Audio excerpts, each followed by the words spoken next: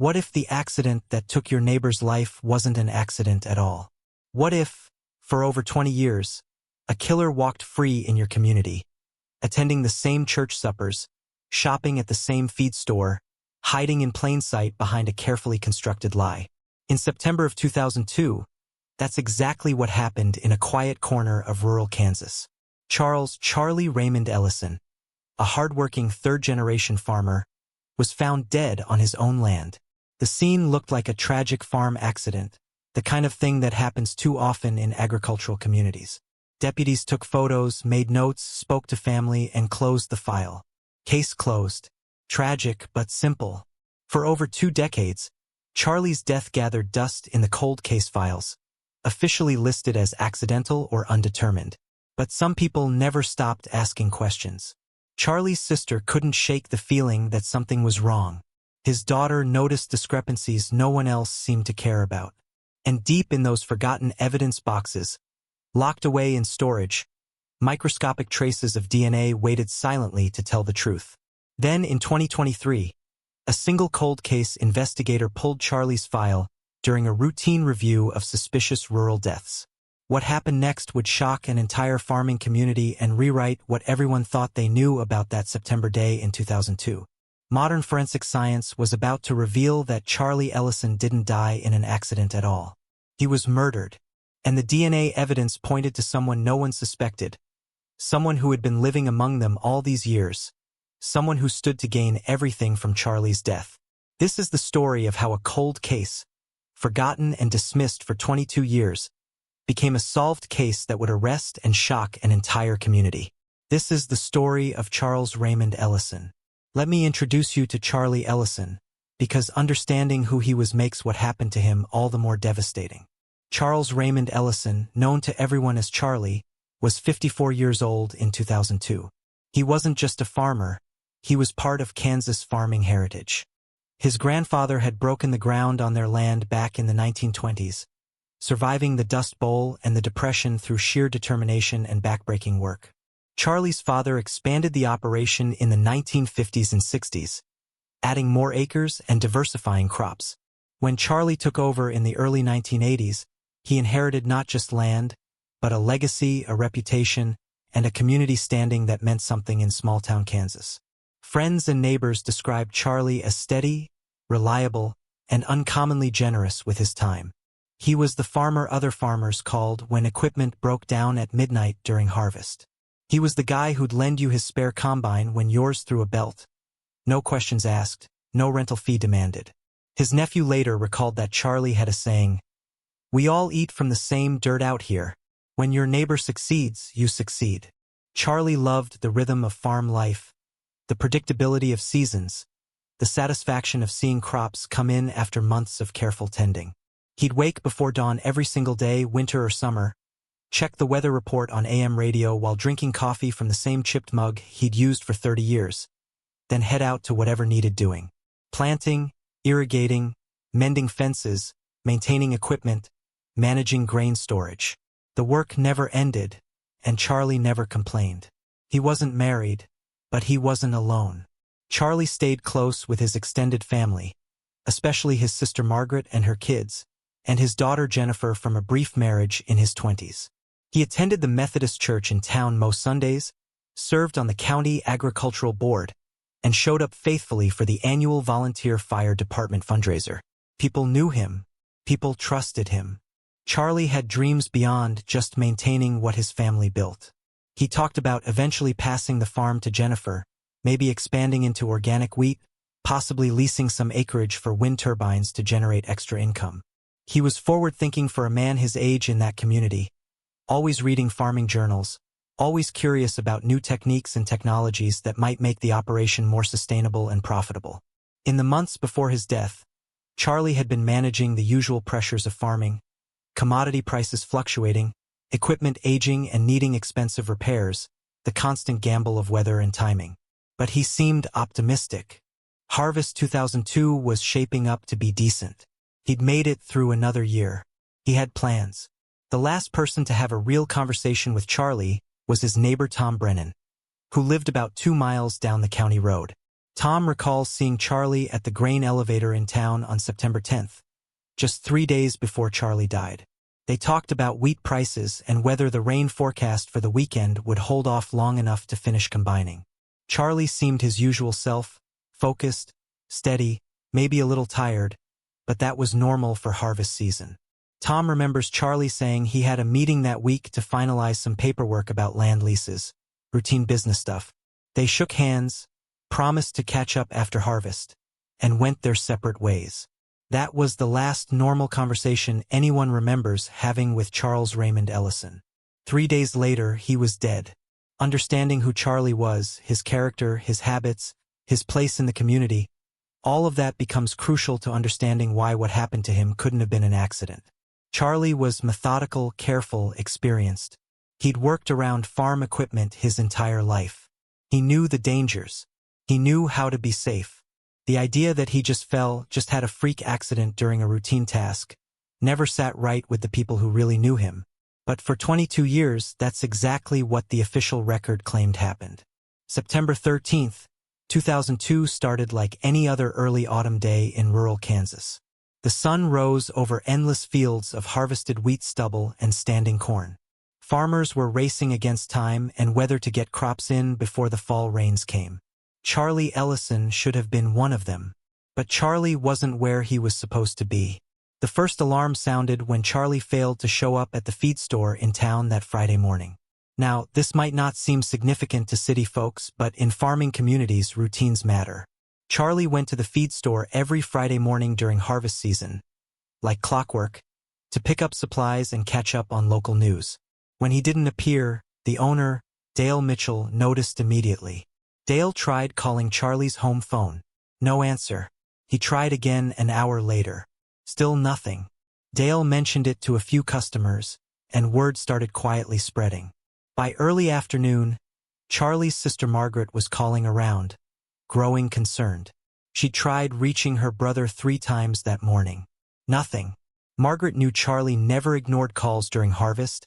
He always kept his phone close in case of equipment problems or emergencies. The silence was wrong. Around 3 o'clock that Friday afternoon, Charlie's neighbor Ed Hartman decided to drive over to the Ellison property. Ed had noticed Charlie's truck hadn't moved from its usual spot near the main barn for 2 days, which was unusual during harvest. Ed pulled up the long gravel driveway, noting the eerie quiet. No machinery running. No radio playing from the equipment shed, which Charlie always had on while working. Just silence and the sound of wind moving through the corn rows. Ed called out as he walked toward the barn. "Charlie? You around?" Nothing. He walked past the combine, properly parked and shut down. Past the grain truck, empty and clean. Everything looked normal, organized, exactly how Charlie kept things. Then Ed rounded the corner of the barn and froze. Charlie Ellison was lying on the ground near the barn's side entrance, face down, one arm extended toward a scattered collection of wrenches and tools. He was wearing his typical work clothes, faded jeans, a long-sleeved cotton work shirt, steel-toed boots. He wasn't moving. Ed's first thought was that Charlie had collapsed, maybe a heart attack or stroke. He rushed over, calling Charlie's name, already reaching for his cell phone to dial 911. But as he got closer, Ed could see this wasn't a medical emergency. Charlie was cold. He'd been dead for some time, and there was blood, dried and dark, near his head. Ed backed away immediately, his farm training kicking in. Don't disturb the scene. Call the sheriff.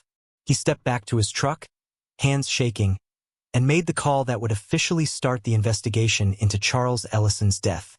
When deputies arrived 20 minutes later, they found exactly what Ed described.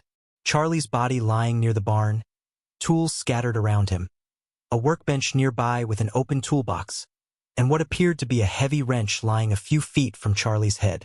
The scene looked consistent with a fall, someone working on equipment or reaching for something on a high shelf, losing balance, hitting their head on the way down, maybe striking the concrete barn floor or the metal edge of farm equipment.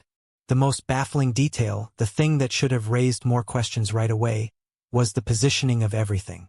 Charlie's body was found in an area where he had no obvious reason to be working. The tools scattered around him didn't match any visible repair job. There was no ladder, no equipment pulled apart, nothing that explained why he was there or what he was doing. But in the initial shock and sadness of finding a respected community member dead, these details got overlooked or explained away. Deputies photographed the scene from multiple angles. They noted the tools, the blood, the position of the body. They looked for signs of forced entry into the barn or house. Nothing. They checked if anything valuable was missing. Nothing obvious. Charlie's wallet was still in his truck. His checkbook was in the house. The gun cabinet in his home office was locked and undisturbed. The working theory formed quickly. Charlie had been doing some routine maintenance or repair, maybe climbing or reaching awkwardly, had fallen or been struck by a swinging tool or piece of equipment, hit his head, and died from the resulting injury. It was tragic, but it happened on farms more often than people like to admit. Farming was dangerous work. Accidents occurred even to experienced, careful farmers like Charlie Ellison. But there were whispers even then. Margaret Ellison arrived at the scene and immediately felt something was off. She told deputies that Charlie was obsessively organized. He never scattered tools like that. He always returned each tool to its exact place in the toolbox. She mentioned that Charlie had seemed worried about something in recent weeks. Distracted. Not himself.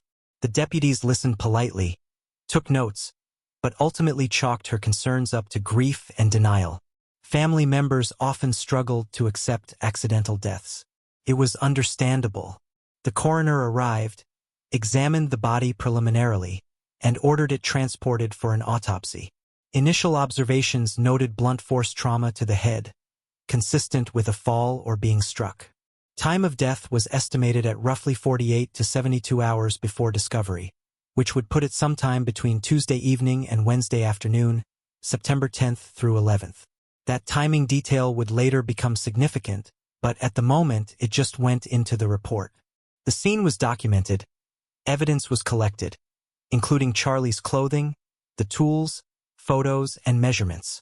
Then everything was bagged, tagged, and sent to storage. The investigation continued, but the momentum was already slowing. Everything pointed to accident. Tragic, but not criminal. What investigators didn't know in September 2002 was that they were looking at a carefully staged scene.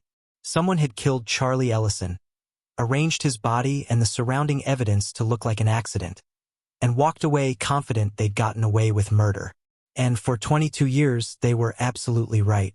Detective Sergeant Frank Morrison took charge of the investigation into Charlie Ellison's death. Morrison was a 20-year veteran of the County Sheriff's Department, experienced in rural investigations, respected for his thoroughness. If anyone would catch something suspicious, it would be Morrison. He started by interviewing everyone connected to Charlie's life. Family, neighbors, business associates, church members, anyone who might shed light on Charlie's final days. What Morrison found was a consistent picture. Charlie was well-liked, financially stable, had no known enemies, wasn't involved in any obvious conflicts or disputes. He was just a farmer doing what farmers do. But as Morrison dug deeper, he started hearing about some tensions that existed beneath the surface of Charlie's apparently peaceful life. Several people mentioned that Charlie had been involved in ongoing discussions about land leases with a neighboring farmer named Dale Krueger. Dale owned property adjacent to Charlie's and had been interested in leasing or possibly purchasing some of Charlie's acreage for years. The conversations had been friendly, but there were hints that negotiations had gotten more complicated recently. Morrison interviewed Dale Krueger on September 16th, 3 days after Charlie's body was discovered. Dale appeared genuinely shocked and saddened by Charlie's death. He confirmed that yes, he and Charlie had been discussing land arrangements. Nothing formal yet, just preliminary conversations. Dale said Charlie had been considering leasing about 80 acres on the eastern boundary of his property, land that Dale wanted to expand his own corn operation. According to Dale, the discussions were cordial, businesslike, nothing that would cause conflict. Morrison made note of the land discussions but didn't see any immediate red flags. Land lease negotiations were common, normal business in farming communities. Unless someone stood to gain significantly from Charlie's death, it wasn't particularly suspicious. At that point, Morrison didn't have enough information to know just how much Dale Krueger stood to benefit. Early leads included a drifter who'd been spotted in the area around the time of Charlie's death. But that went nowhere when it turned out the guy was 3 counties away during the relevant time frame. Another lead involved a farmhand who'd worked for Charlie briefly in the spring of 2002, but he'd moved to Nebraska months before Charlie died and had solid alibi witnesses. A third lead came from rumors about a dispute over water rights with another neighbor, but that turned out to be overblown gossip with no real substance. The most promising lead came from Charlie's daughter Jennifer, who reported that her father had mentioned feeling uneasy about something in the week before his death. She couldn't be more specific.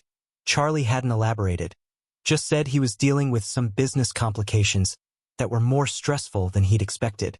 Jennifer told Morrison she wished she'd pressed her father for details, but at the time she'd assumed it was just normal farm stress. Money worries? Nothing alarming. Now she couldn't shake the feeling that maybe her father had been in some kind of trouble he didn't want to worry her about.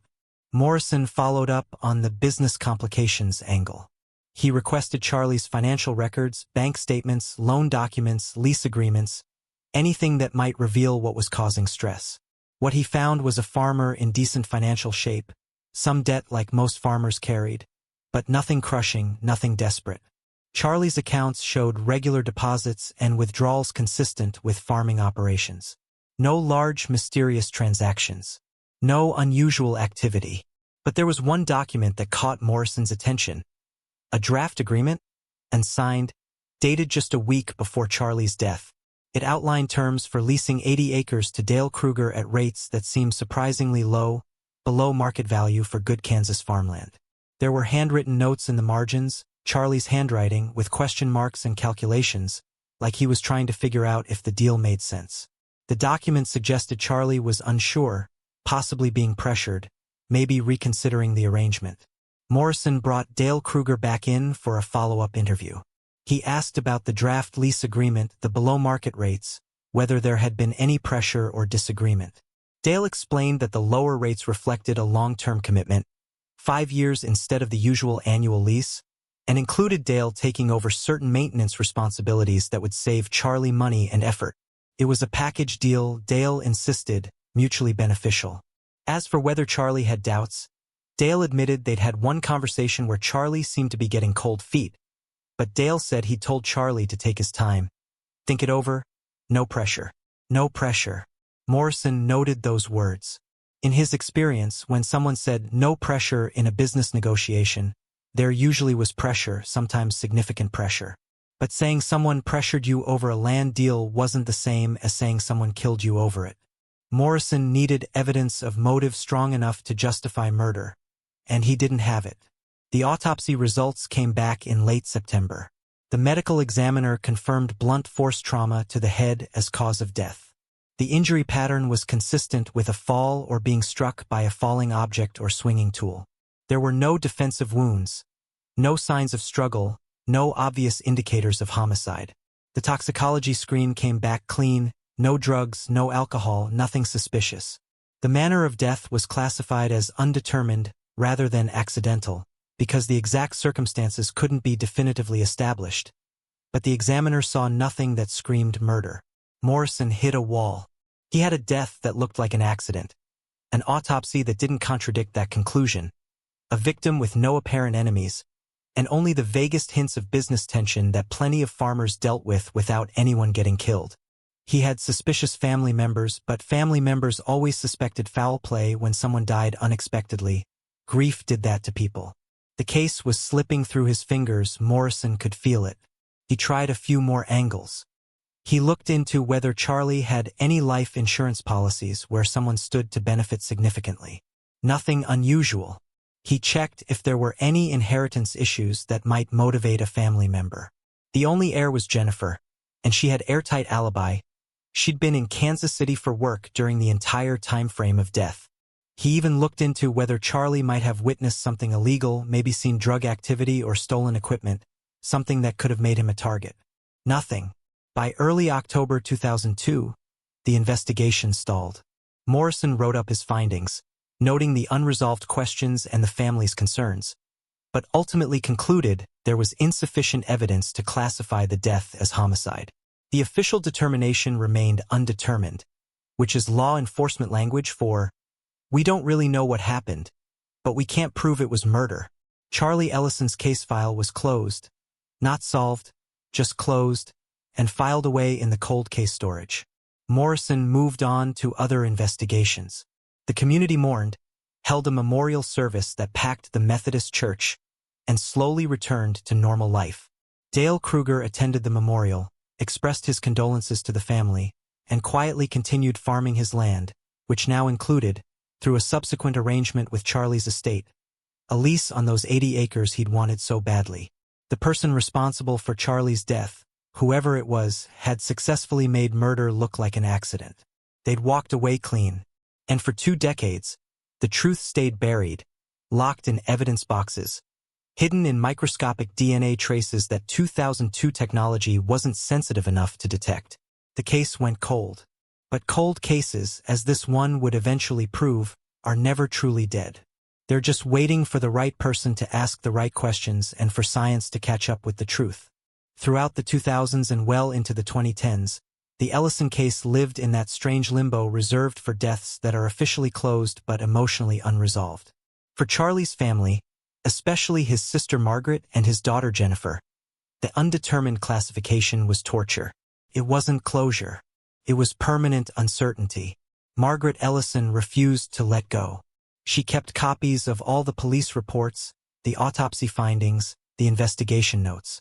She compiled her own timeline of the days before Charlie's death, interviewing neighbors and friends the police had spoken to, asking if they remembered anything else, any small detail that might have seemed insignificant at the time.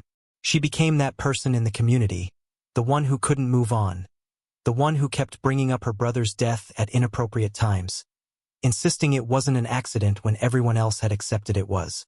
People were kind, but Margaret could sense their exhaustion with her obsession. At church socials, conversations would pause when she entered. People worried she'd steer everything back to Charlie. Friends gently suggested she might benefit from grief counseling. Her persistence was understandable but, in their view, unhealthy. Margaret knew what they thought, but she didn't care. She knew her brother. She knew his habits, his carefulness, his competence around farm equipment. The official story didn't fit the brother she'd known for 54 years. Jennifer Ellison dealt with her father's death differently, but the doubt ate at her too. She inherited the farm, but couldn't bring herself to work it or even visit much. She hired a farm management company to handle operations and leases. That's how Dale Krueger eventually secured his lease on those 80 acres, negotiating with the management company rather than directly with Charlie's family. Jennifer moved to Wichita, built a career in education, started a family, tried to move forward. But in quiet moments, she'd think about her father's last week, that comment about business complications, and wonder what he'd been trying to protect her from. Throughout these years, small inconsistencies nagged at both women. Margaret discovered that the draft lease agreement between Charlie and Dale had been found in Charlie's desk. But there was evidence it had been disturbed, papers slightly out of order in a way that didn't match Charlie's obsessive filing system. Jennifer learned from her father's banker that Charlie had actually called to discuss financing options for fighting a legal challenge. But when Jennifer tried to find out more, there were no records of what legal issue Charlie had been concerned about. They brought these details to the sheriff's department multiple times over the years. In 2005, Margaret requested the case be reopened. Denied. Insufficient new evidence. In 2009, Jennifer hired a private investigator who reviewed the file and concluded the investigation had been thorough given the limitations of the evidence. In 2014, Margaret wrote to the Kansas Bureau of Investigation, asking them to look at the case with fresh eyes. They responded sympathetically but ultimately took no action. The problem was simple. Without new evidence, there was nothing to investigate. The case file from 2002 was complete within the standards of that time. Everything had been photographed, documented, and preserved. But the evidence wasn't telling investigators what they needed to know. Or rather, it was telling them, but they didn't have the tools to hear it yet. Meanwhile, Dale Krueger continued to prosper. He expanded his farming operation significantly through the 2000s, acquiring leases on several properties, including eventually purchasing that 80-acre parcel from Jennifer when she finally decided to sell off portions of her father's land. Dale became a respected figure in the county agricultural board, the same board Charlie had once served on. He sponsored little league teams, donated to the volunteer fire department, lived the life of a successful, community-minded farmer. If Dale felt any guilt or fear about what had happened in September 2002, he never showed it. He expressed sympathy for the Ellison family's inability to find closure, said he understood their need to find meaning in tragedy. He even once told Margaret at a community event that he wished the investigation had found definitive answers, that not knowing must be the hardest part. Margaret later said that conversation haunted her, the way Dale looked her in the eye with apparent sincerity while expressing sympathy. If he was involved, he was either a psychopath or the best actor she'd ever encountered. But there were tiny cracks, small moments that suggested Dale wasn't as confident as he appeared. In 2007, when a reporter from the regional newspaper did a feature story on unsolved rural deaths and mentioned Charlie's case, Dale reportedly became angry, calling the sheriff to complain that the article implied local farmers weren't safe. His reaction seemed outsized for someone with no personal stake in how the story was framed. In 2012, when new DNA technology solved an old Kansas murder case and made regional news, Dale was overheard at the feed store saying something dismissive about cold case obsessives who can't accept that sometimes bad things just happen. Again, a strangely personal reaction. Jennifer kept files too, separate from her Aunt Margaret's collection. She tracked every advancement in forensic science, every news story about cold cases solved through new technology. She read about DNA breakthroughs, about genetic genealogy, about advances in trace evidence analysis. She learned that evidence preserved properly could be retested years or even decades later with dramatically different results. And she kept thinking about those evidence boxes from her father's case, sitting somewhere in storage, holding their secrets. In 2018, Jennifer wrote another letter to the Kansas Bureau of Investigation. This time, she didn't ask them to reinvestigate based on her family's suspicions. Instead, she asked a specific question. Had any of the physical evidence from her father's death ever been retested using modern forensic methods? The answer came back within a few weeks. No, the evidence had been properly stored, properly preserved, but never re-examined. There'd been no reason to, the case was closed, resources were limited, and there were hundreds of other cases in the queue. Jennifer's letter went into a file, but someone read it. Someone at KBI made a note. And that note stayed in the system, waiting for the right moment, the right initiative, the right opportunity to mean something. That opportunity came in 2023, when Kansas launched a cold case initiative focused specifically on suspicious rural deaths. The program was funded by a federal grant aimed at addressing unsolved crimes in agricultural communities, cases that often received less attention and fewer resources than urban homicides. The initiative involved reviewing older cases, especially those classified as undetermined or accidental, where family members had raised doubts, and applying modern forensic methods to reevaluate the evidence. Charlie Ellison's case was on the list. Not at the top, there were cases that seemed more obviously suspicious, but it was there. And in March of 2023, a cold case investigator named Sarah Chun pulled the Ellison file as part of her systematic review of candidate cases from the early 2000s. What she read immediately caught her attention. An experienced farmer found dead in suspicious circumstances. An undetermined classification. A family that never stopped insisting it was murder. A business dispute over land. And most importantly, preserved physical evidence that had never been subjected to modern analysis. Sarah Chun made a decision that would change everything. She requested the Ellison evidence boxes be pulled from storage and sent to the KBI Forensic Lab for comprehensive retesting using current DNA technology and trace evidence analysis. The request was approved. The boxes were located, carefully transported, and logged into the lab system. 21 years after Charlie Ellison's death, his case was about to go from cold to blazing hot. The breakthrough was coming. The truth, hidden for over 2 decades in microscopic biological traces and overlooked details, was about to speak. And when it did, The arrest would shock a community that had long ago stopped thinking about that September day in 2002 when a farmer died in his barn. Justice, delayed but not denied, was finally catching up with whoever killed Charlie Ellison. March 2023 marked the moment everything changed. The evidence boxes from Charlie Ellison's death arrived at the Kansas Bureau of Investigation Forensic Laboratory in Topeka. There were 3 boxes total, carefully sealed, properly stored, containing Charlie's clothing from the day he died. The tools found scattered around his body, photographs, diagrams, and various samples collected at the scene. Senior forensic scientist Dr. Lisa Park was assigned to the re-examination. Dr. Park specialized in cold case DNA analysis and had a reputation for finding biological evidence that earlier technology had missed. She approached the Ellison case with meticulous care, understanding that after 21 years, this might be the family's last chance for answers. Dr. Park started with Charlie's work shirt, a long-sleeved cotton button-down that he'd been wearing when he died. The shirt had been properly packaged in 2002, sealed in paper evidence bags that allowed the fabric to breathe and prevented degradation. In 2002, investigators had done a basic examination for blood and fibers, but hadn't conducted detailed DNA analysis because there was no obvious reason to. The death appeared accidental, and DNA testing was expensive and time-consuming. But in 2023, with advances in DNA amplification techniques and much more sensitive testing methods, Dr. Park could extract and analyze genetic material from the smallest sources, a few skin cells, microscopic blood droplets, trace amounts of sweat or saliva. She focused on several areas of the shirt.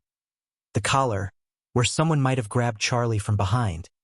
The shoulders, where hands might have gripped. And curious areas on the sleeves that showed faint discoloration that original investigators had missed. The first test results came back in early April. Dr. Park found DNA from 2 individuals on the shirt. One profile was Charlie's, obviously expected and normal. But the second profile, found on both the left shoulder area and the right sleeve, belonged to someone else. Not a family member whose DNA was on file for elimination purposes. Someone else. This was the first crack in the accident theory. Charlie's work shirt, something he would have put on fresh that morning, showed DNA from another person in locations that suggested physical contact, grabbing, struggling, handling. In 2002, this evidence was invisible. In 2023, it was screaming. Dr. Park moved on to the tools found at the scene. The original investigators had collected them, photographed them, but again, had no particular reason to test them for DNA since the working theory was accident, not assault. Dr. Park focused on a large adjustable wrench that had been found near Charlie's head. The one investigators thought might have fallen and struck him. The wrench told a story. The handle showed DNA from Charlie, his fingerprints and genetic material exactly where you'd expect if he'd been using the tool. But there was something else. Something that should never have been there if this was an accident. The heavy metal end of the wrench, the part that would have struck Charlie if it fell, showed DNA from a second person, not Charlie, someone else. And more tellingly, it showed a mixture of that person's DNA and Charlie's blood. Let that sink in for a moment. Someone else's DNA, mixed with Charlie's blood, on the striking surface of a wrench found at the scene. That's not consistent with an accident. That's consistent with someone using that wrench to strike Charlie. Someone who then positioned the wrench near the body to stage an accidental fall. Dr. Park documented everything meticulously, photographing her findings, running multiple confirmatory tests to ensure the results were solid. By late April 2023, she had enough to make a formal report. The physical evidence from Charles Ellison's death was consistent with homicide, not accident. The case needed to be reopened as a murder investigation.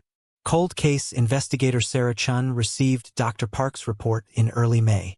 She read it twice, feeling the familiar mixture of excitement and gravity that came with cracking an old case. After 21 years, the Ellison family was going to get answers. But those answers were going to shatter the community's understanding of what happened in September 2002. Sarah's next step was to run the unknown DNA profile through every available database. First, she checked CODIS, the combined DNA index system that contains profiles from convicted offenders, arrestees, and unsolved crime scenes across the country. No match. That didn't necessarily mean anything.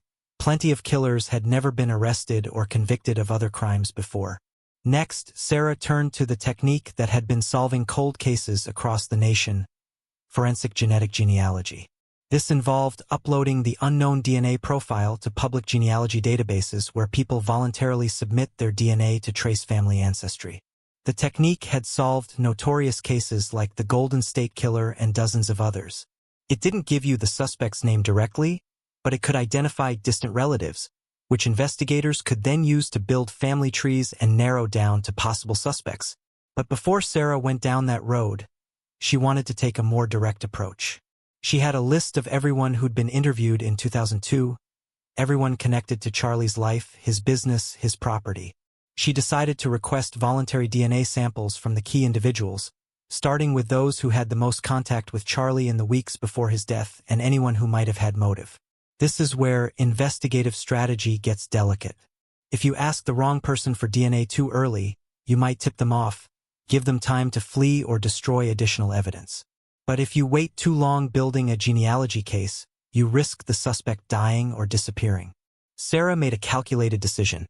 She'd start by re-interviewing the key people from 2002, feeling out the situation, looking for who reacted with genuine surprise at the case being reopened versus who showed signs of anxiety or deflection. In June 2023, Sarah started making calls. She reached out to Raymond Ellison first, informing her that new forensic evidence had been discovered, and the case was officially reopened as a homicide investigation. Margaret, then 78 years old, broke down crying on the phone. 21 years of being told she was wrong, of being pitted and dismissed, and now, finally, validation. Charlie had been murdered, just as she'd always believed. Sarah spoke with Jennifer next, delivering the same news. Jennifer's reaction was different, quieter, more subdued. She asked detailed questions about the DNA evidence, wanting to understand exactly what had been found and what it meant. When Sarah finished explaining, Jennifer said something that stuck with the investigator. "So someone we know, someone in this community, killed my father and has been living free all this time." Not a question, a statement. Then Sarah began the more difficult interviews, recontacting people who'd been part of the 2002 investigation. She started with neighbors, farmhands, people who'd worked with Charlie but had no obvious motive. Their reactions were uniformly shocked and curious. They provided voluntary DNA samples willingly when asked, wanting to help, wanting to be eliminated as suspects so investigators could focus elsewhere. But when Sarah contacted Dale Krueger, the response was different. Dale, now 72 years old and semi-retired from farming, agreed to meet with Sarah but seemed immediately guarded. He asked why the case was being reopened, what new evidence had been found, whether he needed a lawyer present. Sarah explained that she was re-interviewing everyone from the original investigation as a matter of routine, nothing to worry about if he had nothing to hide. Dale's demeanor during that June interview raised flags. He was cooperative on the surface, answering questions, but there was an undercurrent of anxiety that Sarah's trained eye picked up on. He kept asking about DNA, whether the police had found any DNA, what DNA could prove after so many years. When Sarah casually requested a voluntary DNA sample, explaining that she was collecting them from everyone to eliminate innocent parties, Dale hesitated. He didn't refuse outright, that would have been too suspicious, but he said he wanted to think about it, talk to his family, make sure he understood his rights. That hesitation was telling. Innocent people, people with nothing to hide, usually provide DNA samples immediately, eager to help and be eliminated. People who hesitate, who want to think about it, often have reasons to worry about what their DNA might reveal. Sarah didn't push. She thanked Dale for his time, said she'd follow up, and left. Then she immediately started building a case for a search warrant to compel Dale's DNA if he continued to refuse voluntary submission.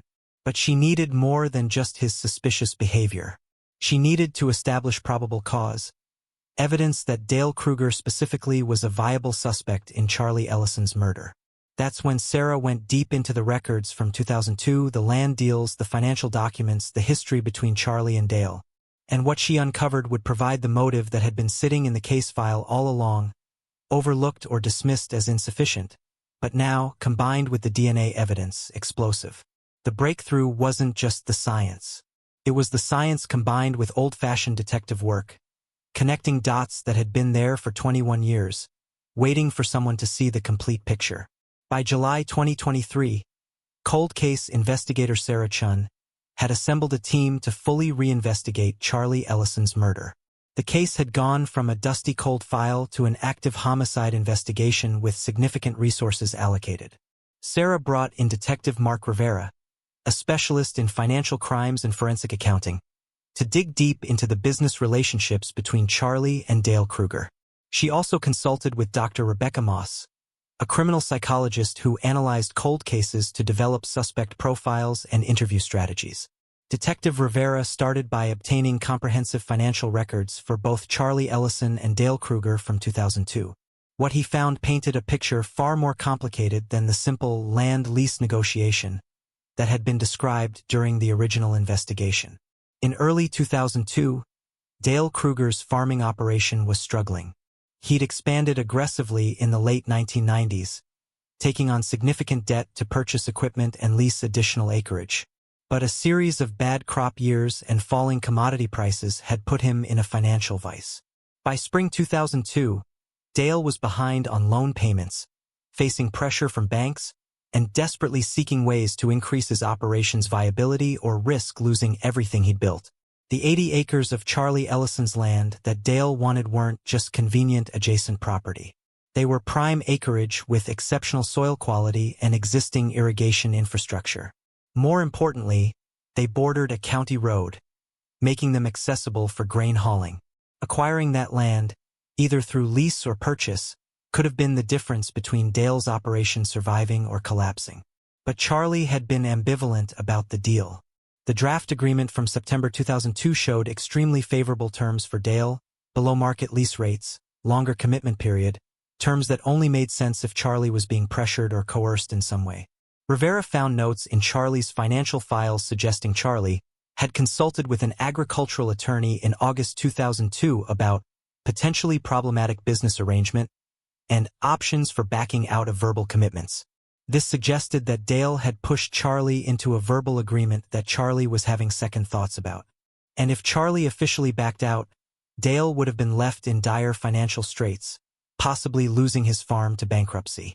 That was motive, clear and compelling motive. Rivera dug deeper and found something even more damning. In October 2002, just weeks after Charlie's death, Dale had secured a new line of credit from a bank in a neighboring county, not his usual lender. The loan application listed pending land acquisition as justification for the credit. But Charlie had died in September, and his estate wouldn't have been settled enough for any legitimate land deal to be pending in October. This suggested Dale had been confident, even before Charlie's estate went through probate, that he would acquire access to that land. How did Dale know, just weeks after Charlie's death, that he'd be getting what he wanted? The implication was chilling. He knew because Charlie's death had removed the obstacle. And within a year, working through Charlie's estate and the farm management company Jennifer had hired, Dale did indeed secure a lease on those 80 acres, at favorable terms, exactly what he'd wanted. Meanwhile, Sarah Chun focused on the timeline of the murder itself. The coroner in 2002 had estimated Charlie's time of death as somewhere between Tuesday evening September 10th and Wednesday afternoon September 11th. Sarah obtained phone records, credit card receipts, and any available documentation about Dale Krueger's whereabouts during that window. What she found were gaps. Dale had told investigators in 2002 that he was working his own property during that time frame, alone, no witnesses. That lack of alibi hadn't been particularly suspicious at the time because no one was treating this as a murder investigation. But now, it meant Dale couldn't account for his whereabouts during the exact hours when Charlie was killed. Sarah interviewed Dale's ex-wife. They divorced in 2008. She was willing to talk, no longer bound by loyalty or intimidation. She told Sarah that Dale had been acting strangely in September 2002. Distracted, anxious, sleeping poorly. She remembered him being gone for several hours on what she thought was September 11th, leaving the house early afternoon, saying he had to deal with some business, and returning around sunset, more relaxed than he'd been in weeks. She remembered thinking at the time that he must have resolved whatever was stressing him. She hadn't connected it to Charlie's death, which wasn't discovered until 2 days later. But looking back now, the timing was suspicious. Sarah also re-interviewed Tom Brennan, the neighbor who'd seen Charlie at the grain elevator on September 10th. Tom provided additional details he hadn't thought significant in 2002. He remembered Charlie mentioning he had a meeting scheduled, something about the land deal with Dale, said he was planning to settle things one way or another that week. Tom had assumed Charlie meant finalizing the lease. Now it seemed possible Charlie had meant backing out of the deal, settling things by saying no. If Dale had learned that Charlie was planning to officially withdraw from their arrangement, that would have been the trigger. Dale was facing financial ruin. He needed that land. And if Charlie said no, Dale's last option for saving his operation would evaporate. That's when someone desperate might do something unthinkable. The psychological profile Dr. Moss developed supported this theory. She described the murder as likely unplanned or minimally planned, an act of desperation rather than calculated premeditation. The staging of the scene suggested someone with knowledge of farm accidents, someone who would know how to make a murder look like an equipment mishap. The choice of weapon, a wrench, something from Charlie's own tool collection, indicated an opportunistic attack, not a brought weapon. And the fact that the killer had stayed in the community, maintained normal life, suggested someone with deep roots, someone who couldn't or wouldn't flee because leaving would itself be suspicious. All of this fit Dale Krueger perfectly. He was a farmer who understood how accidents happened on farms. He was someone facing desperate financial pressure with a clear motive. He had opportunity, no alibi for the time of death. He had access, he knew Charlie's property and routines. And he'd remained in the community, continuing to farm, continuing to benefit from Charlie's death through the land lease he acquired afterward. By August 2023, Sarah had built a substantial circumstantial case. But she knew circumstantial cases, even strong ones, can be difficult to prosecute, especially after 21 years when witnesses' memories fade and defense attorneys can raise reasonable doubt. What she really needed was the physical evidence, the DNA. She needed to definitively prove that Dale Krueger's genetic material was on Charlie's shirt and on that wrench. Sarah prepared a detailed affidavit for a search warrant, outlining the financial motive, the suspicious timeline, the ex-wife's statement, and most critically, the unknown DNA found on the victim's clothing and the murder weapon. She presented the affidavit to a district court judge, requesting authorization to compel a DNA sample from Dale Krueger. The judge reviewed the affidavit carefully. After 21 years, this case deserved thorough consideration. But the evidence, the combination of forensic findings and investigative work, was compelling. In late August 2023, the judge signed the warrant. On August 29, 2023, Sarah Chun and 2 other investigators arrived at Dale Krueger's home with the court order. Dale's reaction was telling. He didn't express surprise or confusion. He didn't ask what this was about. He simply looked at the warrant, looked at Sarah and said, "I want my lawyer." That statement, that immediate invocation of legal representation before even hearing what the warrant required, spoke volumes. But legally, it was Dale's right. The investigators collected the DNA sample, a simple cheek swab, properly documented and witnessed, then left. Dale called his attorney before they'd even pulled out of his driveway. The sample was rushed to the lab. Dr. Lisa Park, the forensic scientist who'd found the original unknown DNA, personally handled the comparison analysis. In cold case work, there's always anxiety around this moment. You've built a theory, developed a suspect, compelled their DNA, but until the results come back, you don't know for certain. Evidence can surprise you. The DNA could come back as not matching, destroying your theory and embarrassing the investigation. But 5 days later, on September 3, 2023, Dr. Park called Sarah Chun with the results. The DNA from Dale Krueger was a match. Match to the DNA on Charlie's shirt. Match to the DNA on the wrench. Statistical probability of it being someone other than Dale Krueger. Approximately 1 in 7 trillion. Sarah Chun felt a surge of vindication mixed with sadness. After 21 years, they had their answer. Dale Krueger had killed Charlie Ellison. The DNA, the science that didn't exist in usable form back in 2002, had caught him. The evidence was solid, incontrovertible, and devastating. Now came the next phase. Arrest?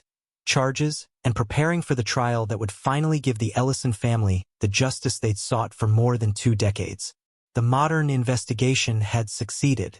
The cold case was solved, and a community was about to learn that the respected farmer living among them was actually a murderer who'd hidden his crime for 21 years.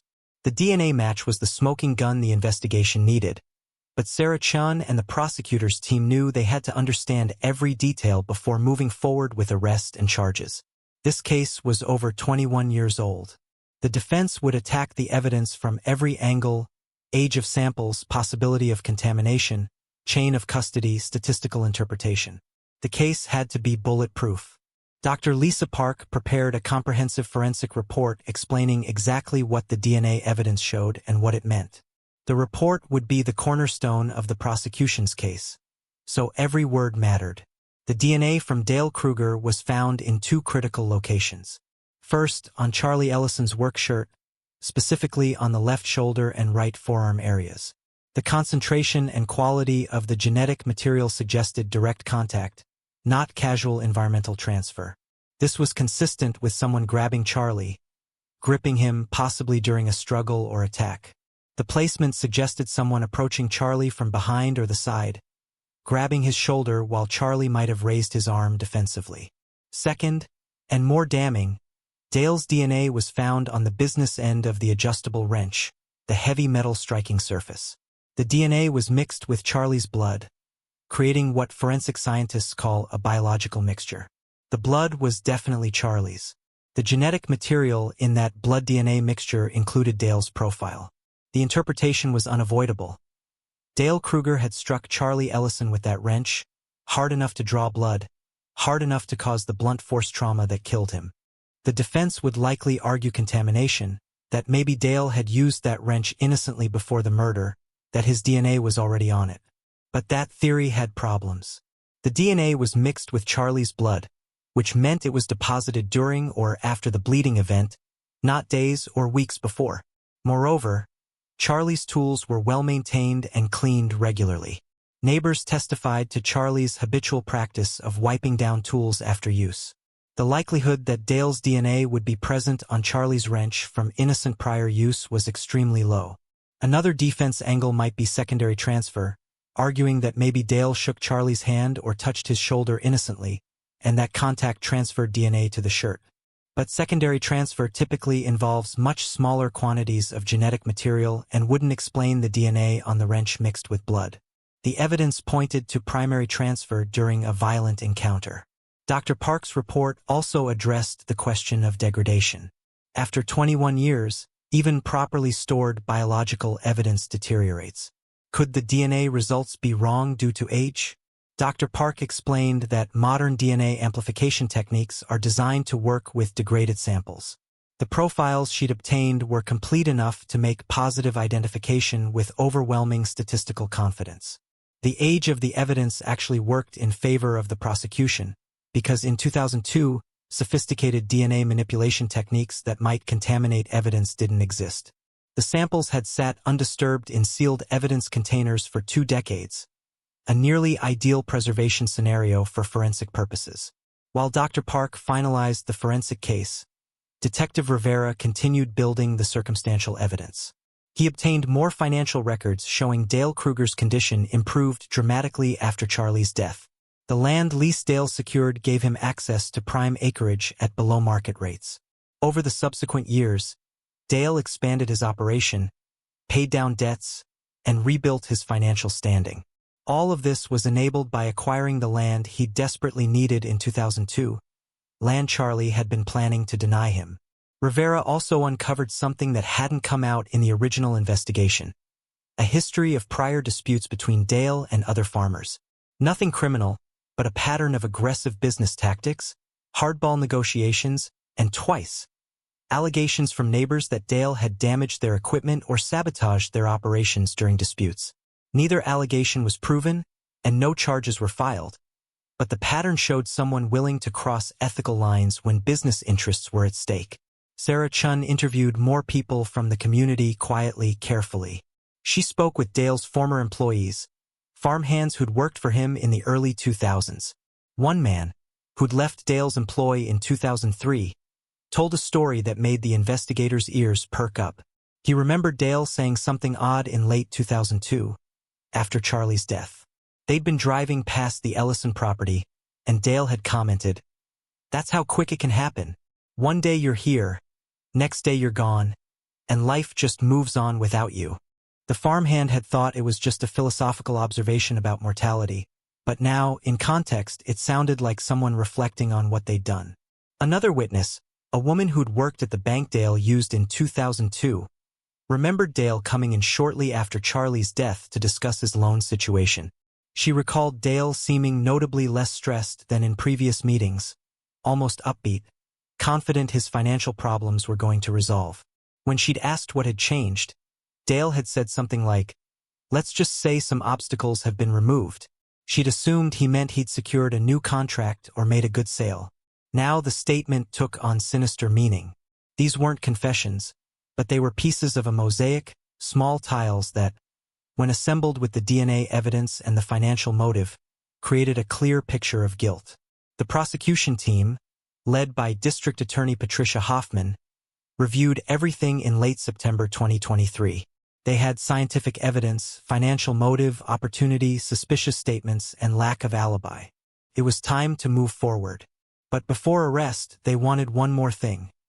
They wanted to give Dale Krueger a chance to explain himself. Sometimes, confronted with overwhelming evidence, suspects confess, providing details that only the killer would know, solidifying the case even further. Sarah Chun and D.A. Hoffman arranged to interview Dale with his attorney present on October 5, 2023. The interview took place at the county sheriff's office. Dale arrived with his lawyer, Thomas Brennan, a criminal defense attorney from Wichita with experience in serious felony cases. The presence of high-powered representation signaled that Dale understood the gravity of his situation. Sarah began by laying out the evidence methodically. "Mr. Krueger, we have DNA evidence placing you at the scene of Charlie Ellison's death. Your DNA was found on his clothing and on the tool that killed him, mixed with his blood. We have financial records showing you were facing bankruptcy in 2002 and desperately needed access to Charlie's land. We have statements indicating Charlie was planning to back out of your arrangement. We have witnesses who say you displayed unusual behavior around the time of his death. Can you explain any of this?" Dale sat silent for a long moment, his attorney's hand on his arm in a gesture that clearly meant, "Don't say anything." But Dale spoke anyway, his voice quiet, measured. "I didn't kill Charlie Ellison. I was friends with Charlie. I have no idea how my DNA would be on his things. Maybe we shook hands. Maybe I helped him with something and touched his shirt. I don't remember. It was 21 years ago." The explanation was weak, and everyone in the room knew it. Sarah pressed, "Your DNA is mixed with his blood on the murder weapon. How does a handshake explain that?" Dale's attorney intervened. "That's enough. We're not answering further questions. If you intend to charge my client, charge him. Otherwise, we're leaving." Sarah and D.A. Hoffman exchanged glances. They'd gotten what they needed. Dale's explanation was implausible and defensive. He couldn't provide an innocent reason for the DNA evidence. The interview was over. 3 days later, on October 8, 2023, the DA's office filed charges. Dale Krueger was charged with first-degree murder in the death of Charles Raymond Ellison. An arrest warrant was issued. The news spread through the community like wildfire. Dale Krueger, respected farmer, longtime resident, charged with murdering Charlie Ellison over 20 years ago. People were stunned, disbelieving, some angry. Dale had lived among them for decades after Charlie's death. He'd been at community events, church services, little league games. If he was guilty, it meant a killer had been hiding in plain sight all that time. Someone they trusted and interacted with, someone who'd deceived an entire town. For Margaret and Jennifer Ellison, the arrest was vindicating but bittersweet. They'd been right all along, but being right meant confronting the reality that someone they knew, someone Charlie had considered a friend and business associate, had killed him for land and money. The answer they'd sought for 2 decades was more painful than they'd imagined. The arrest itself happened quietly. On October 9, 2023, at 6 a.m., law enforcement officers arrived at Dale Krueger's home. He was taken into custody without incident, processed, and held pending arraignment. Bail was set at $1 million, reflecting the severity of the charges and the fact that Dale had lived free for 21 years after committing the crime. Dale's family posted bond, and he was released pending trial, required to surrender his passport and remain in Kansas. The community struggled to process what had happened. Local newspapers ran extensive coverage. Television news crews descended on the small town. Everyone had an opinion. Some believed the DNA evidence was conclusive and Dale was obviously guilty. Others couldn't reconcile the man they knew with the crime he was accused of committing. A few conspiracy theorists suggested law enforcement had rushed to judgment or that the evidence was somehow planted or misinterpreted. But the evidence was solid. The science was unimpeachable. And as more details emerged in pretrial hearings, the case against Dale Krueger only grew stronger. After 21 years, Charlie Ellison's murder was solved. Now came the final step: trial, verdict, and justice. The arrest of Dale Krueger on October 9, 2023, marked a pivotal moment not just for the Ellison family, but for the entire community. This wasn't some stranger, some drifter passing through who'd committed a crime and vanished. This was one of their own, someone who'd lived among them for decades, hiding in plain sight. The morning Dale was taken into custody, news spread faster than crops grow in Kansas. By noon, everyone knew. The feed store buzzed with conversation, speculation, disbelief. The local diner was packed with people discussing nothing else. Social media exploded with posts from current and former residents. Everyone shocked. Everyone with a theory or memory or opinion. Margaret Ellison received a call from Sarah Chun at 7 a.m. that morning, shortly after the arrest was made. Sarah wanted Margaret to hear it directly from law enforcement before the news went public. Margaret had waited 21 years for that phone call. When Sarah said, "We've arrested Dale Krueger for your brother's murder," Margaret's response was silence at first, then quiet crying, then a simple statement: "Thank you. Thank you for not giving up." Jennifer Ellison was at work in Wichita when she got the news, also from Sarah Chun. Her reaction was more composed, almost businesslike, years of managing her grief through professional distance. She asked about next steps, trial timeline, what the family needed to prepare for. But when she hung up the phone, colleagues said she sat at her desk staring into space for a long time, processing the magnitude of finally knowing who had killed her father and why. The arraignment hearing happened quickly. Dale Krueger appeared before Judge Thomas Henderson on October 12, 2023, just 3 days after his arrest. He entered a plea of not guilty, as expected. His attorney, Thomas Brennan, argued for reasonable bail, emphasizing Dale's deep community ties, his age, 72, his lack of criminal history, and the fact that he'd lived openly in the community for decades without fleeing. He wasn't a flight risk, Brennan argued, and therefore deserved to await trial as a free man. The prosecution countered that Dale had lived free for 21 years, while his victim's family suffered without answers. That was 21 years he'd already had that he didn't deserve. The severity of the charge, first-degree murder, and the calculated nature of staging the crime scene to appear accidental, demonstrated sophistication and lack of remorse that made him a risk. DA Patricia Hoffman requested bail be set at $1 million or higher, with strict conditions including surrender of passport, GPS monitoring, and restriction to the county. Judge Henderson set bail at $1 million with the conditions requested by the prosecution. Dale's family, his adult children primarily, managed to post the bond through property liens and family resources. Dale was released on October 15, fitted with an ankle monitor, and returned home to await trial. The conditions were clear: stay in Kansas, stay away from the Ellison family, appear for all court dates, or forfeit bail and return to jail. The community reaction was divided and intense. Some people rallied to Dale's defense, not necessarily believing he was innocent, but struggling to reconcile the man they knew with the crime alleged. A small group organized a Justice for Dale fundraiser to help with legal expenses, arguing that everyone deserves adequate defense and that DNA evidence isn't infallible. They pointed to cases where forensic evidence had been misinterpreted or contaminated, arguing this could be one of those situations. But the majority of the community, especially after details of the evidence became public through pretrial motions, believed Dale was guilty.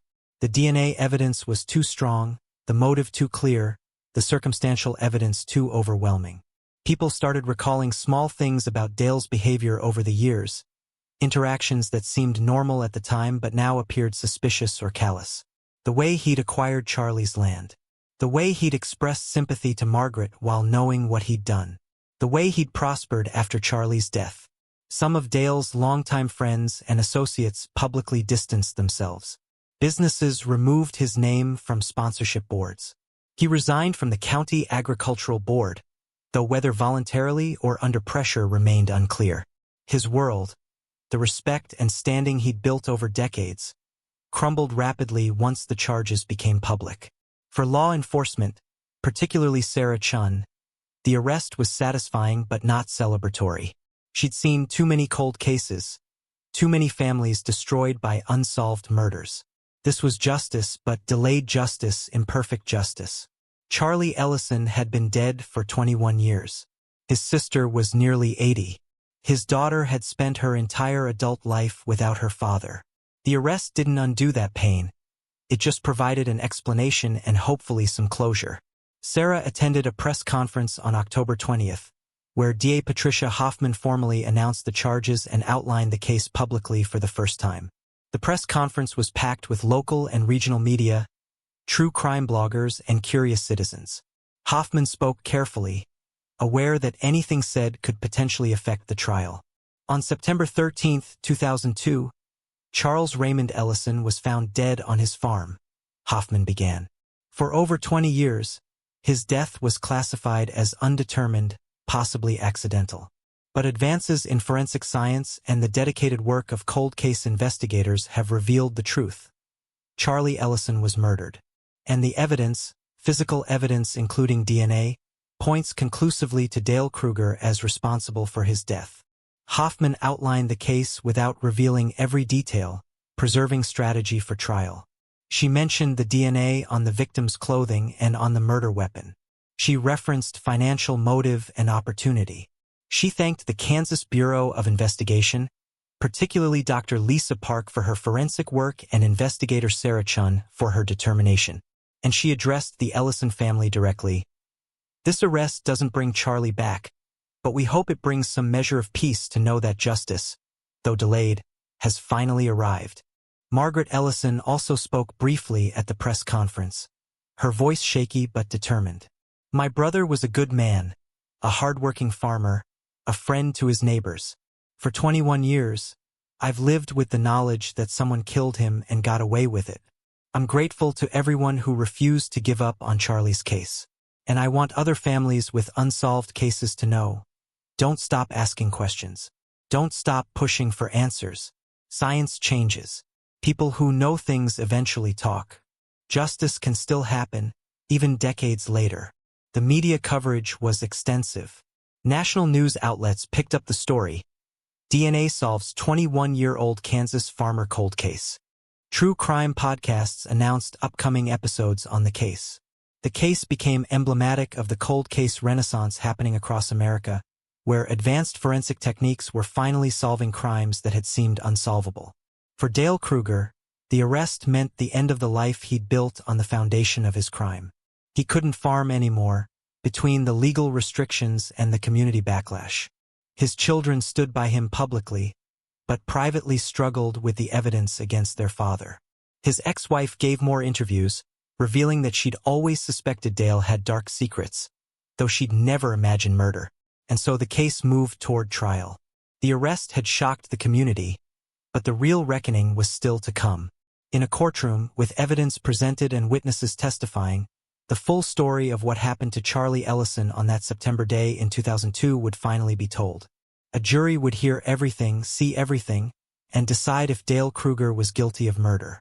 The cold case was solved from an investigative standpoint, but legally, justice still awaited its final chapter. The trial of Dale Krueger for the first-degree murder of Charles Raymond Ellison began on March 4, 2025, in District Court. Nearly 23 years after Charlie's death, the criminal justice system would finally determine accountability. Judge Thomas Henderson presided. District Attorney Patricia Hoffman led the prosecution. Defense Attorney Thomas Brennan represented Dale. And a jury of 12 Kansas citizens, none of whom had known Charlie or Dale personally, held the power to convict or acquit. The courtroom was packed every day of the trial. Margaret Ellison, 80 years old now, sat in the front row with her daughter. Jennifer sat beside her aunt, both women finally getting the public hearing they'd sought for over 2 decades. Behind them sat reporters, true crime enthusiasts, community members, and supporters on both sides of the case. The trial became the biggest news story in Kansas that spring. Jury selection took 2 full days. The defense sought jurors skeptical of scientific evidence, people who might question DNA analysis or doubt cold case investigations. The prosecution wanted jurors who trusted forensic science and could handle detailed technical testimony without losing focus. Both sides exercised their challenges, and eventually 12 jurors and 4 alternates were seated. A mix of farmers, teachers, small business owners, and retirees who all promised to weigh only the evidence presented. D.A. Hoffman's opening statement was clear and powerful. The evidence will show that in September 2002, Dale Krueger faced financial ruin. He desperately needed access to land owned by his neighbor, Charlie Ellison. But Charlie was backing out of their arrangement. So Dale killed him, staged the scene to look like an accident, and successfully deceived law enforcement for over 20 years. But science doesn't forget. DNA doesn't lie. And the truth, though delayed, always has a way of coming out. Defense Attorney Brennan countered with an opening focused on reasonable doubt. The prosecution wants you to believe that a 72-year-old farmer, a man with no criminal history, no history of violence, suddenly became a murderer over a land deal. They want you to trust DNA evidence from samples that sat in storage for 21 years, samples that could have been contaminated, degraded, or misinterpreted. They want you to convict based on speculation about motive and opportunity. But in America, we don't convict based on speculation. We require proof beyond a reasonable doubt. And the evidence in this case, when examined closely, doesn't meet that standard. The prosecution's case began with establishing Charlie Ellison as a person, not just a victim. Jennifer testified first, describing her father, his character, his habits, his meticulous nature around farm safety. She told the jury about the last conversation she'd had with Charlie, his mention of business complications, and her regret at not pressing for details. Her testimony was emotional but controlled, and it established for the jury that Charlie wasn't a careless person who'd have an accident. Margaret Ellison testified next, recounting her brother's life, his farming expertise, and most importantly, her immediate doubts when told his death was accidental. She described the scene as Ed Hartman had reported it: the scattered tools that didn't match Charlie's organized habits, the location of the body in an area where he had no clear reason to be working. Her testimony established that from day one, people who knew Charlie best didn't believe the accident story. Then the prosecution moved to motive. Detective Mark Rivera testified about his financial investigation, presenting bank records, loan documents, and financial analyses showing Dale Krueger's desperate situation in 2002. Rivera explained how the land Charlie owned wasn't just desirable for Dale, it was essential. Without access to that acreage, Dale faced bankruptcy. With it, he could stabilize and grow his operation. The jury saw documents showing how quickly Dale's financial situation improved after Charlie's death. The new credit line in October 2002, the profitable lease he eventually secured, the expansion of his farming operation over subsequent years. All of this built on the foundation of acquiring the land Charlie had died refusing to give him. The defense attacked the financial motive during cross-examination, arguing that farming was always financially uncertain, that lots of farmers struggled and recovered without murdering anyone, that securing a land lease after someone's death wasn't evidence of murder. Brennan emphasized that correlation isn't causation, that just because Dale benefited from Charlie's death didn't mean he caused it.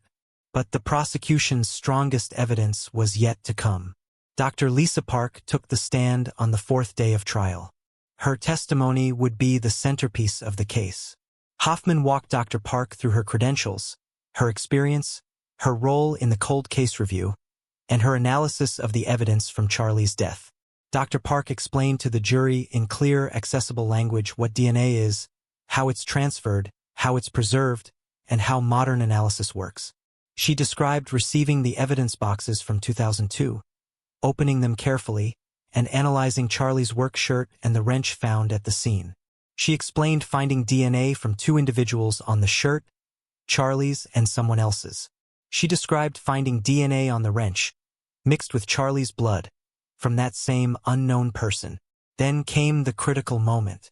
Hoffman asked, Dr. Park, after obtaining a DNA sample from the defendant, Dale Krueger, were you able to compare it to the unknown DNA found on the victim's shirt and on the wrench? Yes, Dr. Park replied. And what did that comparison reveal? The DNA from Dale Krueger matched the unknown DNA found on both the victim's shirt and the wrench. The statistical probability of the DNA belonging to someone other than Dale Krueger is approximately 1 in 7 trillion, which effectively means it's his DNA. The courtroom was silent. This was the moment the entire case hinged on. Hoffman introduced Dr. Park's detailed forensic reports into evidence, showing the DNA profiles, the comparison analyses, the statistical calculations. The jury studied the documents, complex but damning. Under cross-examination, Brennan attacked the DNA evidence from every angle. He questioned whether 21-year-old samples could provide reliable results. Dr. Park explained that properly stored samples remain viable for DNA analysis for decades, even centuries in some cases. Brennan suggested contamination could have occurred. Dr. Park detailed the rigorous protocols used to prevent contamination, the control samples, the sterile techniques. Brennan proposed secondary transfer. Maybe Dale had touched Charlie innocently and transferred DNA. Dr. Park explained that the concentration and location of the DNA, particularly mixed with blood on the wrench, was inconsistent with secondary transfer and indicated direct primary contact during a violent encounter. Each defense challenge, Dr. Park had an answer, grounded in science and experience. The jury listened intently, weighing every word. By the end of Dr. Park's testimony, which stretched over 2 full days of direct and cross-examination, the DNA evidence stood strong. Brennan had raised questions, but he hadn't undermined the fundamental conclusion. Dale Krueger's DNA was on the victim and the murder weapon in a pattern consistent with murder. The prosecution called additional witnesses. The original coroner testified about the autopsy and agreed that the injuries could have been inflicted by someone using the wrench as a weapon, not just an accidental fall. Crime scene analysts explained how the scene appeared staged, tools positioned to suggest accident when the pattern didn't match natural fall dynamics. Dale's ex-wife testified about his unusual behavior in September 2002, the stress followed by sudden relief, the hours unaccounted for. Each piece of evidence, each testimony, added another layer to the prosecution's narrative. Dale had motive, financial desperation. He had opportunity, no alibi during the time of death. He had means, access to Charlie's property and tools. And most critically, he had left evidence, microscopic biological traces that 2002 technology couldn't detect but 2023 science revealed with clarity. The defense called its own experts, DNA analysts who testified that while the science was sound, interpretation could vary, that the statistical probabilities were strong but not absolute, that old evidence always carried risks of degradation or contamination. They called character witnesses who described Dale as peaceful, hardworking, not capable of violence. They emphasized that Dale had no history of criminal behavior, no pattern of aggression, nothing suggesting he was the kind of person who'd commit murder. But the defense faced an uphill battle. They couldn't explain away the DNA. The best they could do was raise doubts around the edges, suggest alternative interpretations, hope the jury would find reasonable doubt somewhere in the complexity of the evidence. Dale Krueger did not testify. This was his constitutional right, and the defense clearly decided the risk of cross-examination was too great. If Dale took the stand, the prosecution would dissect every aspect of his story, his finances, his relationship with Charlie, his behavior after the murder. Better to remain silent and force the prosecution to prove their case without giving them ammunition through his own words. The trial lasted 3 weeks. Closing arguments came on March 25, 2025. D.A. Hoffman summarized the evidence methodically. Motive, opportunity, DNA, financial records, suspicious behavior, staged scene. Dale Krueger killed Charlie Ellison for land and money. He thought he'd gotten away with it. For 21 years, he was right. But DNA doesn't forget. Science doesn't lie. And now, finally, justice can be served. Brennan's closing emphasized reasonable doubt. DNA is powerful, but it's not magic. Science is valuable, but it's not infallible. The prosecution has built a theory, but theories aren't proof. They've shown Dale benefited from Charlie's death, but many people benefit from many things without causing them. They've created a narrative, but you must decide if that narrative has been proven beyond a reasonable doubt. And I submit that it hasn't. On March 26, 2025, the jury began deliberations. Everyone waited. Margaret and Jennifer Ellison sat in a courthouse waiting room, surrounded by family and supporters. Sarah Chun and Patricia Hoffman reviewed the trial, second-guessing every decision, wondering if they'd done enough. Dale Krueger waited at home with his family, wearing his ankle monitor, facing the possibility of spending the rest of his life in prison. The jury deliberated for 18 hours over 3 days. That length suggested thorough consideration, possibly disagreement, definitely serious weighing of complex evidence. Finally, on March 29, 2025, word came. The jury had reached a verdict. The courtroom filled quickly when word spread that the jury had reached a verdict. By 2 o'clock on the afternoon of March 29, 2025, every seat was occupied. Margaret Ellison held Jennifer's hand tightly as they waited. Sarah Chun sat beside DA Patricia Hoffman at the prosecution table. Dale Krueger sat at the defense table with attorney Thomas Brennan, his face pale and expression unreadable. Judge Henderson entered, took his seat, and called the court to order. "I understand the jury has reached a verdict," he stated formally. The jury foreman, a retired teacher from a neighboring county, stood and confirmed they had. The court clerk took the verdict form, handed it to Judge Henderson, who reviewed it silently before handing it back to the clerk to read aloud. The moment stretched unbearably tense. Then the clerk spoke, "In the matter of the state of Kansas versus Dale Krueger, on the charge of first-degree murder in the death of Charles Raymond Ellison, we the jury find the defendant, Dale Krueger, guilty." The courtroom erupted. Margaret Ellison broke down crying, decades of grief and vindication pouring out. Jennifer hugged her aunt, tears streaming down her own face. Supporters of the Ellison family embraced. On the other side of the courtroom, Dale Krueger's family sat in shocked silence. Dale himself showed little reaction, just a slow sag of his shoulders, the physical manifestation of defeat. Judge Henderson gavelled for order. "Ladies and gentlemen, I understand emotions are high, but I will have order in my courtroom." The noise subsided. The judge thanked the jury for their service, the weight of their decision evident in his tone. Sentencing will be scheduled for 6 weeks from today to allow for preparation of pre-sentence reports and victim impact statements. Dale was remanded into custody immediately. His bail was revoked now that conviction had occurred. Deputies led him from the courtroom in handcuffs. He glanced back once at his adult children, an expression of apology or despair or both, then disappeared through the doors. After 22 years and 7 months of freedom following his crime, Dale Krueger would not be free again. Outside the courthouse, DA Patricia Hoffman held a press conference. "Justice has been served for Charlie Ellison." The jury heard the evidence, the DNA evidence, the financial evidence, the circumstantial evidence, and they reached the right conclusion. Dale Krueger murdered Charlie Ellison in September 2002, and today, finally, he's been held accountable. Jennifer Ellison also spoke to the press, her voice steady despite the emotion. "My father was stolen from me over 23 years ago. For most of my adult life, I didn't know who or why. Now I know. Dale Krueger, someone my father trusted and did business with, killed him because my father wouldn't give him what he wanted. That betrayal is almost as hard to accept as the loss itself. But I'm grateful to everyone who worked to solve this case, who believed my Aunt Margaret when she said it wasn't an accident, who used science to find the truth. Thank you." Margaret Ellison was too emotional to make a formal statement, but she told reporters through tears, "Charlie can rest now. We can rest now. We finally know. The sentencing hearing was set for May 10, 2025. In the interim, the probation department prepared a pre-sentence investigation report on Dale Krueger, examining his criminal history, none prior to this, his personal background, his family situation, all the factors a judge considers in determining an appropriate sentence.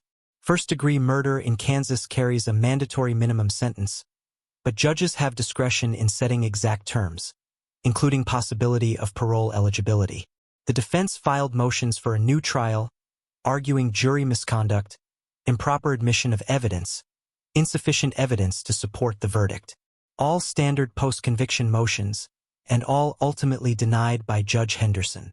The evidence had been properly admitted, the jury properly instructed, and the verdict supported by overwhelming evidence. The conviction would stand. May 10th arrived, and the courtroom filled again for sentencing. This time, the focus would be on victim impact statements, and the defendant's opportunity to speak before sentence was imposed. Jennifer Ellison spoke first, standing at a podium facing Judge Henderson with Dale Krueger seated at the defense table to her right. She didn't look at him. "Your Honor, my father Charles Ellison was 54 years old when Dale Krueger murdered him. He should have had decades left to live. He should have been at my wedding. He should have met his grandchildren. He should have retired from farming and enjoyed the fruits of generations of family labor. All of that was stolen by Dale Krueger over land, over money, over greed. For 23 years, I've lived with a hole in my life where my father should be. I've marked birthdays and holidays and milestones without him. I've made major life decisions without his advice. I've raised my children without their grandfather. And for most of that time, I didn't even know who to blame, who to be angry at, because we were told it was just an accident, just bad luck. Learning it was murder was both a relief and a new trauma. Relief because my family's suspicions were validated. Trauma because it meant someone deliberately took my father from me, and worse, that person walked free, living a normal life while we suffered. Dale Krueger attended community events, farmed the land he got because my father died, prospered while my father lay in the ground. I don't know what punishment is appropriate for that level of betrayal and cruelty. But I know this: Dale Krueger stole 23 years of my father's life, and he should not be free to enjoy the years he has remaining. Thank you. Jennifer sat down, composed but clearly exhausted from reliving everything. Margaret Ellison spoke next, shorter but equally powerful. Charlie was my little brother. I was supposed to protect him. I failed. But I didn't fail to fight for him after he was gone. I knew from day one something was wrong. I pushed and pushed and pushed for answers, and people thought I was crazy, obsessed, couldn't let go. But I was right. And if my stubbornness played any part in this case finally being solved, then it was worth being called crazy for 20 years. Dale Krueger looked me in the eye at Charlie's memorial service and expressed sympathy. He shook my hand. He attended the same church. He lived in the same town. And the whole time he knew what he'd done. That takes a special kind of evil. I hope he spends every day he has left thinking about what he did and knowing he'll never be free again. Then it was Dale Krueger's opportunity to speak. In criminal sentencing, defendants have the right to address the court, to express remorse, to offer mitigation, or to remain silent. Defense attorney Brennan conferred with Dale quietly, and then Dale stood. His statement was brief. I did not kill Charlie Ellison. I respected him. I liked him. We had business dealings that were complicated, but I never would have hurt him. The jury has convicted me based on DNA they say is mine, and I have to accept their verdict. But I maintain my innocence. I'm sorry for the Ellison family's pain, truly I am. But I didn't cause it. He sat back down. The statement rang hollow, a continued denial in the face of overwhelming evidence. No remorse, no acceptance of responsibility, just a claim of innocence that nobody in the courtroom believed. Even his own family seemed disappointed that he couldn't at least acknowledge what he'd done. Judge Henderson spoke for several minutes, reviewing the evidence, the seriousness of the crime, the impact on the victim's family, and the need for justice and deterrence. Then he pronounced sentence.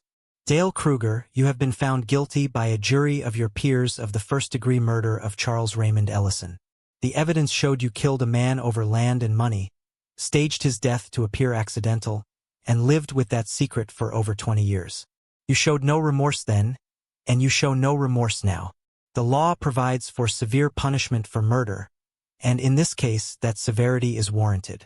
I hereby sentence you to life in prison with eligibility for parole after serving a minimum of 50 years. 50 years. Dale Krueger was 72 years old. Even with parole eligibility, he'd be 122 before consideration. Effectively, it was a life sentence without realistic possibility of release. Dale would die in prison. Deputies led Dale from the courtroom for the last time. He shuffled, looking older than his years, the weight of life imprisonment visible in his posture. His family cried quietly. The Ellison family felt relief. Not happiness. Justice doesn't erase loss, but resolution. Finally, after 23 years, outside the courthouse, the media swarmed again. This cold case solved, this arrest that shocked a community, had reached its conclusion. Dale Krueger would spend the rest of his life in Kansas State Prison. Charlie Ellison's family finally had justice, and a small Kansas town would slowly begin to process the betrayal and violence that had been hiding in their midst for over 2 decades. The conviction and sentencing of Dale Krueger in May 2025 sent ripples far beyond the small Kansas farming community where Charlie Ellison died. This cold case solved through DNA and determination, became emblematic of a larger movement in American criminal justice. The cold case renaissance. Across the country, law enforcement agencies were taking second looks at old unsolved cases, particularly those classified as accidental or undetermined deaths. The Ellison case demonstrated that early investigators, working with limited technology and resources, sometimes missed or misinterpreted evidence. What looked like an accident in 2002 was clearly murder when examined with 2023 forensic tools. How many other cases fit that pattern? In Kansas alone, the Attorney General's office announced an expanded cold case initiative in June 2025, specifically targeting suspicious rural deaths from the 1990s and early 2000s. The program received additional state funding to support DNA retesting, genetic genealogy investigations, and dedicated cold case investigators. Sarah Chun, whose work on the Ellison case had been exemplary, was promoted to head the new unit. The initiative identified over 40 cases statewide that warranted re-examination. Farmers found dead on their land, ranchers killed in apparent equipment accidents, rural residents whose deaths were attributed to falls or natural causes, but where family members had expressed doubts. Each case would be reviewed, evidence retested when available, and investigations reopened if new evidence emerged. Within a year of the Ellison conviction, 3 additional Kansas cold cases were solved through DNA retesting. None had the public profile of the Ellison case, but for the families involved, the resolution was equally meaningful. One case from 1998 resulted in an arrest for a murder disguised as a hunting accident. Another from 2003 identified a killer who'd staged a death to look like a suicide. The third, from 2007, solved when familial DNA in a genealogy database led to a suspect who'd moved to another state. Each case vindicated the cold case initiative and justified the resources dedicated to it. The Ellison case also prompted changes in how rural deaths are initially investigated. Law enforcement agencies across Kansas and other agricultural states implemented new protocols for suspected farm accidents. Now, even deaths that appear accidental receive more thorough forensic examination, more extensive evidence collection, and more comprehensive documentation. The assumption shifted from, "It's probably an accident," to, "Let's make sure it's an accident before we close the case." These changes came too late for Charlie Ellison, but they might save evidence or even catch killers in future cases. That's the bitter irony of cold case solutions. They demonstrate what should have been done originally but weren't, and hopefully prevent similar failures going forward. For the Ellison family, life after the conviction brought a complicated mixture of closure and continued grief. Margaret Ellison, having spent over 20 years fighting for answers, found herself without the consuming purpose that had driven her. She told a reporter in late 2025, "I thought I'd feel complete relief when justice finally came, and I do feel relief, but I also feel empty. Fighting for Charlie gave me something to focus on other than loss." Now I just have the loss again. She worked with a victims' rights organization, offering support to other families dealing with unsolved cases, channeling her experience into helping others navigate the long, frustrating process of seeking justice. Jennifer Ellison returned to her life in Wichita, but with a new sense of peace about her father's death. She established a scholarship in Charlie's name at Kansas State University, supporting students studying agricultural science. She eventually sold the remaining family farmland, unable to continue holding property that held such painful memories. But she kept a small parcel with the original homestead house, preserving it as a family landmark and reminder of her grandfather, father, and the generations who'd worked that land. The community itself struggled with the revelation that one of their own had committed murder and hidden it for decades. Some people felt betrayed, questioning their judgment, wondering what signs they'd missed. Others felt guilty for defending Dale or doubting the Ellison family's suspicions. A few remained in denial, convinced despite the DNA evidence that Dale had been wrongly convicted, clinging to the image of the man they thought they knew. The Methodist church where both Charlie and Dale had attended held a healing service in July 2025, bringing the community together to process the trauma collectively. The pastor acknowledged the difficulty of reconciling the pleasant neighbor they'd known with the murderer the evidence revealed. "Evil doesn't always look like what we expect," he said. "Sometimes it looks like someone we know, someone we trust. That's a hard lesson, but an important one." Dale Krueger's family faced the harshest social consequences.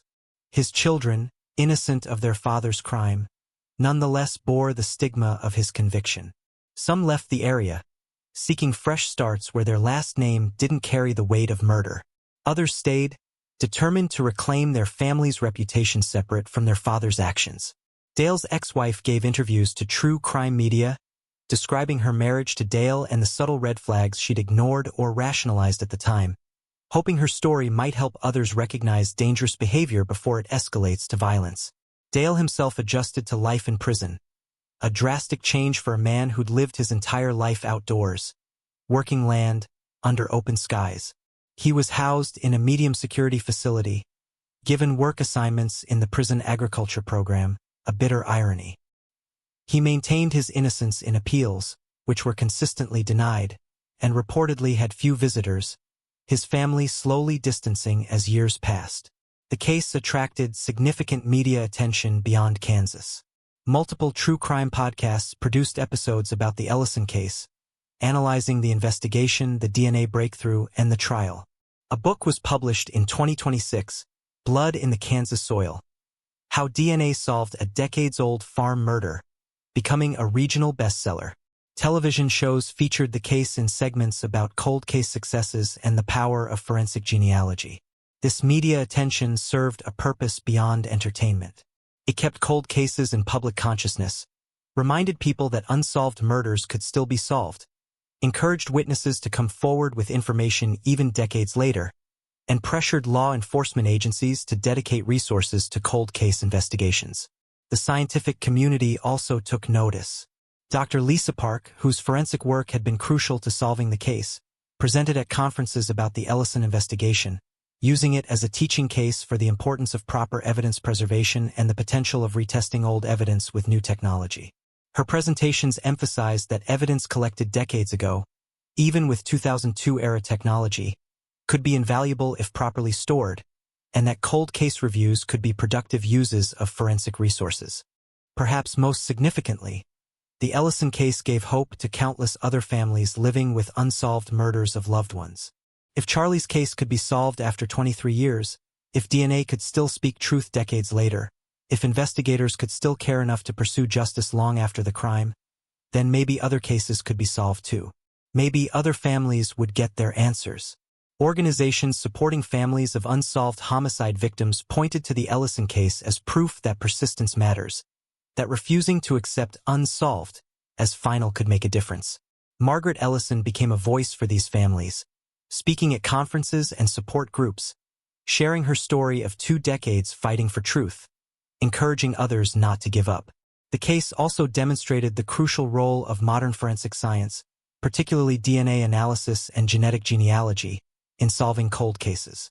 It showed that biological evidence, properly preserved, could wait patiently for technology to catch up, for science to develop methods sensitive enough to read the microscopic stories written in genetic code.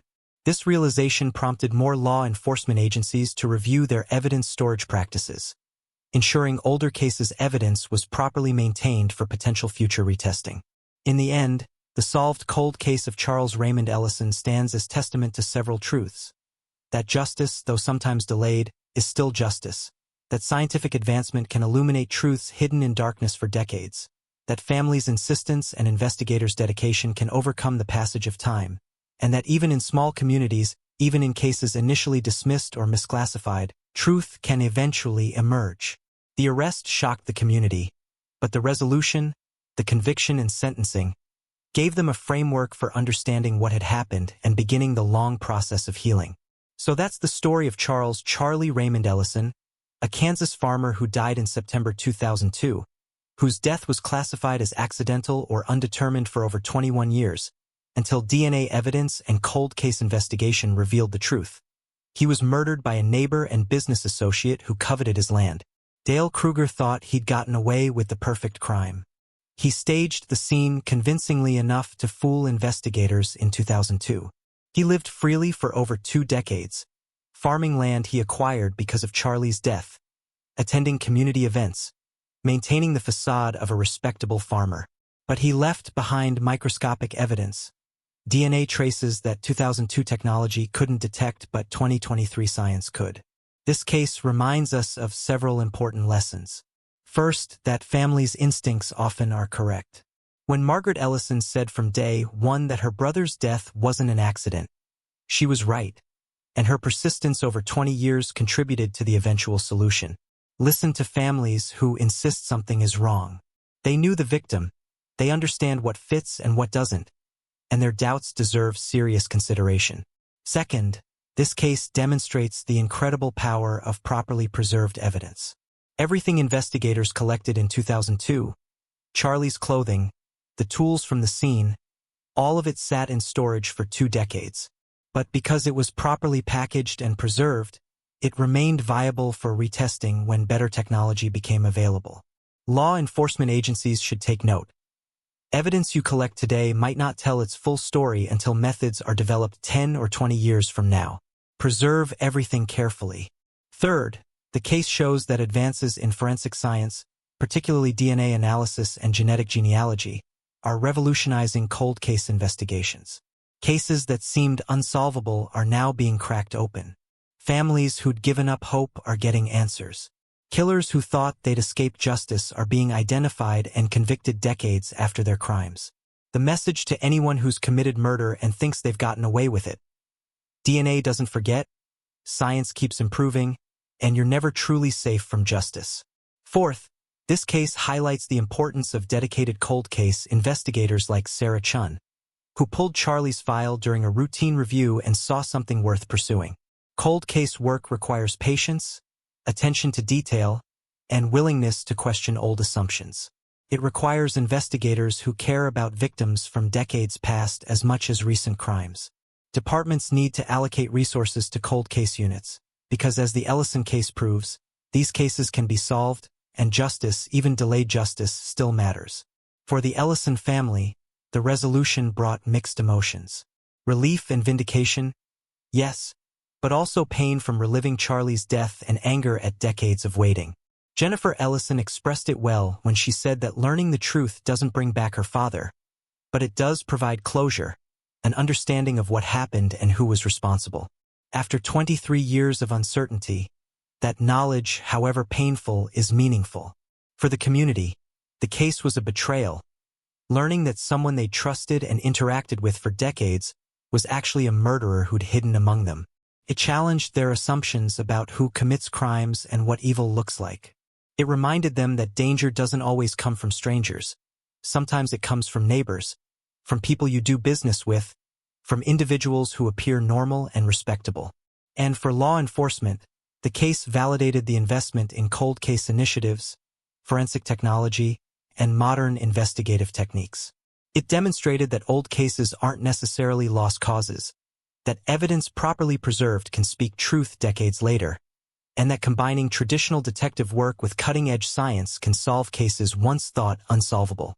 As I close this case, I want to speak directly to anyone listening who has a loved one whose death was never solved, or was classified as accidental when you believe it wasn't. Don't give up. Keep asking questions. Keep pushing law enforcement to review the case. Keep informed about advances in forensic science that might apply to your situation.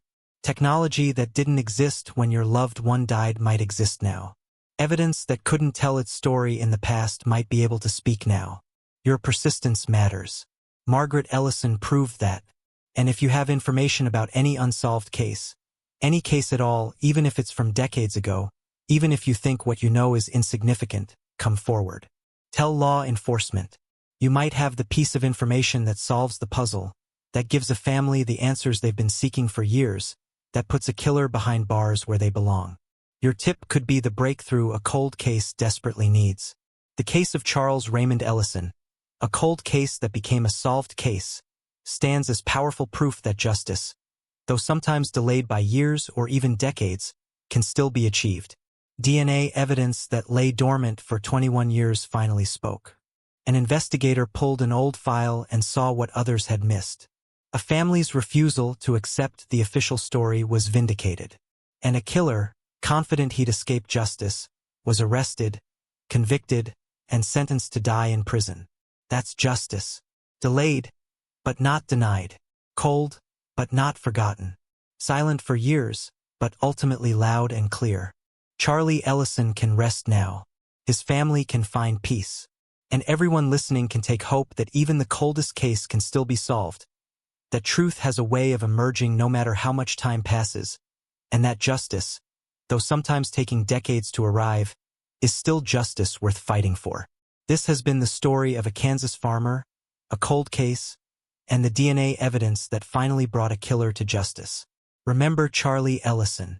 Remember that no case is ever truly cold as long as people refuse to forget. Thanks for listening.